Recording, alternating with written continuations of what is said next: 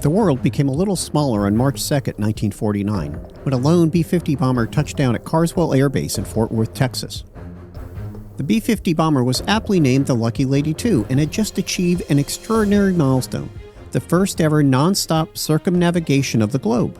Their incredible nonstop 22,450-mile flight lasted an astounding 94 hours and 1 minute. Hello and welcome to Anything History. The first nonstop circumnavigation of the globe was an extraordinary achievement, yet is now largely forgotten.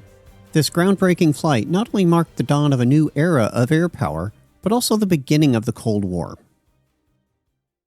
Led by Captain James Gallagher, the Lucky Lady II's journey began 4 days earlier on February 26 from Carswell Air Force Base in Texas. Their ambitious mission was to circumnavigate the globe, flying eastward from Texas, traversing the Atlantic Ocean, Europe, North Africa, India, Southeast Asia, the Pacific Ocean, and ultimately return to their starting point in Texas. To safeguard against any potential failure, the mission and precise route were meticulously concealed from the public to ensure the information remained confidential.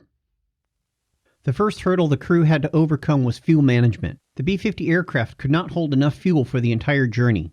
For this problem, the crew worked with several aerial refuelers throughout the trip. These refuelers were modified variants of the famous B-29 bomber. The second concern facing the crew was exhaustion. The trip would end up lasting 94 hours. The bomber's aircrew not only had to endure physical fatigue from working so long, but also cramped conditions from being inside an aircraft and the mental strain of staying airborne for such an extended period. To help the crew stay alert, the standard 10-man complement was increased to 14, allowing them to work in shifts, ensuring continuous monitoring and maintenance of the aircraft. The Lucky Lady II was a modified B-50 Superfortress, a long-range bomber developed by Boeing. The B-50 was an upgraded version of the B-29 Superfortress, with improved engines, increased fuel capacity, and other enhancements. It had a wingspan of 141 feet, was 99 feet long, and had a maximum takeoff weight of 140,000 pounds. It was powered by 4 Pratt & Whitney radial engines, giving it a maximum speed of 394 miles per hour and a range of 7,750 miles. The Lucky Lady II was refueled during the trip by 4 modified KB-29M tankers. These were converted from B-29 bombers. The tankers carried 240 feet of fuel hose and had tanks installed in their bomb bays that could hold 2,300 gallons of fuel. The KB-29 utilized the looped hose method, which involved extending cables from the rear of both the tanker and receiving aircraft. The cables interlocked mid-air, allowing fuel to transfer from the tanker to the receiver aircraft. The first refueling began the morning after takeoff over the Azores. The whole process took over 2 hours to complete. The entire time, the 2 airplanes had to remain attached and in close formation. The Lucky Lady II flew past Gibraltar and over the Sahara Desert later that day. The following morning, it flew over Saudi Arabia for its second refueling. Unlike the first transfer, this one was hindered by bad weather, as the crew was forced through a chain of thunderstorms. As the crews crossed the Pacific, turbulent weather conditions in the Philippines heightened the danger during the third refueling, leading to a tragic incident near Luzon.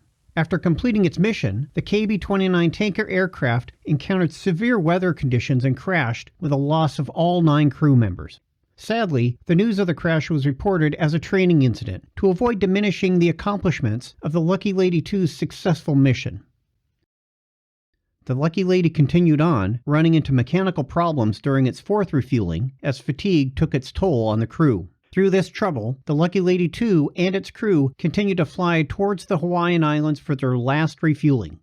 The crew and the B-50 pressed on as the end of their journey was in sight.